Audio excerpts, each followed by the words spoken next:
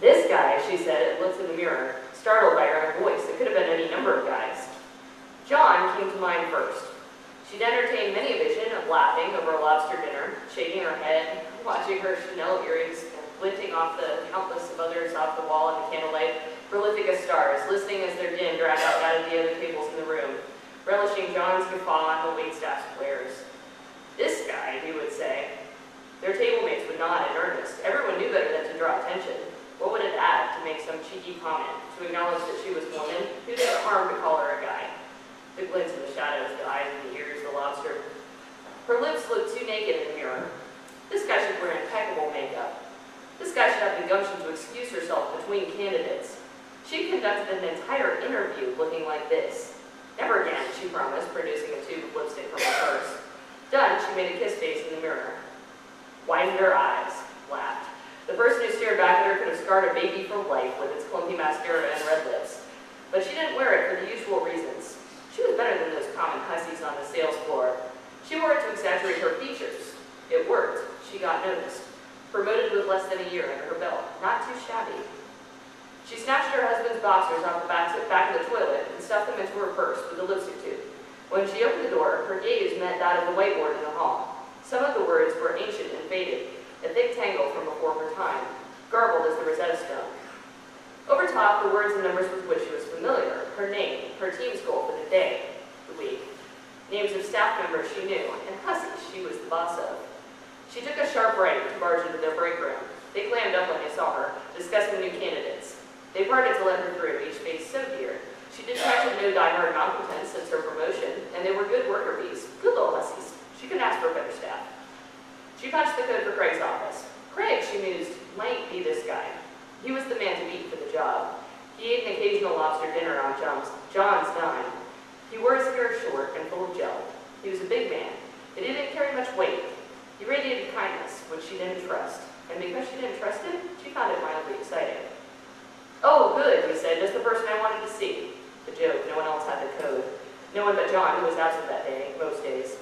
She sat in the other chair, crossed her legs, and shoved her purse under her desk. What did she think of the last one, Craig said. Seemed okay. Nothing about her qualifications stood out to you? Nothing comes to mind. How about demeanor? Professionalism? Well, she should have put her hair up, I guess. I've always noticed those little details. Do you think she'll be okay leading a sales team with no bonus structure? I'm skeptical. All to avoid giving her a second promotion, to find someone who would work the job she wanted at her current rate. Well, he'd find it, but he'd never be happy with it. Time to man up. Invest in this guy. I think I'll give it a whirl. We can start training Monday, see how it goes. Excellent. She stood. Where are you going? Back out on the sales floor. Okay. His eyes widened and softened. He was about to say something kind. Where's John? He and the missus left for Key West. Gonna make a long weekend of it. And that's nice. She dug her purse out from under the desk. His eyes widened and softened again, and she hurried out. Again, the break room fell silent as she passed through. She imagined all eyes on her purse. Hadn't she just returned from the restroom with her purse? They might wonder, where was she leaving? No, not even close. She'd erased every one of their names from the whiteboard eventually. Other names would take their places. Hers would serve as the only remnant of this era, still on top. Screw those hussies. She closed the door. Her breathing got loud. It bounced off the hard surfaces, the tile, the porcelain, her image in the mirror. Her hand shook. She dropped her dildo on the floor. A thud echoed in the hall, and Maeve reached all the way to the break room. Whatever, those hussies. Good worker bees. They had no right to speculate. She picked it up and set it next to the sink, then shimmied out of her pencil skirt hose and into the boxers. She dropped the dildo again, trying to fit the base through the keyhole. Her hands felt numb. Her breathing sounded faster than it should have. She needed to calm down. This was perfect. She had predicted Craig would hire someone else, and he had. Now for phase 2. Operation Waited Out. Operation New Chick.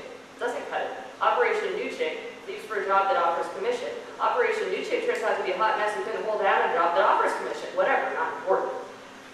The dildo's base touched her clit. She grunted, cold. Not as cold as her apartment. She turned the dial, and the vibrations began. With her other hand, she stroked the shaft. 8 inches, the color of flesh, protruded in front of her. Like John's must look when he masturbated. Key West for the weekend. Lucky bastard. Well, no matter. She'd join those ranks someday. Wait it out. She sagged back against the wall, with her eyes open just a slit. She saw herself in the mirror from the waist down. So perfectly this guy. So perfectly